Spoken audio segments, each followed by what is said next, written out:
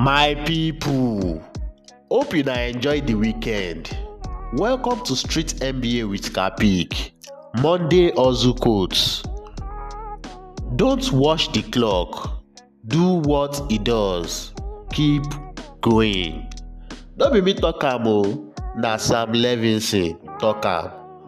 For Street MBA with Kapick twist, if you dey wait for perfect time, business go pass you just like clock.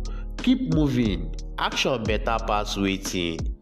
No reason to dey check time every minute, just dey push, dey act, dey move. Remember, small steps still count. The goal na progress, no be perfection.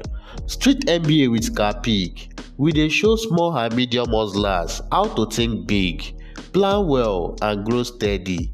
Do not forget to hit the subscription button, like and share. Thank you.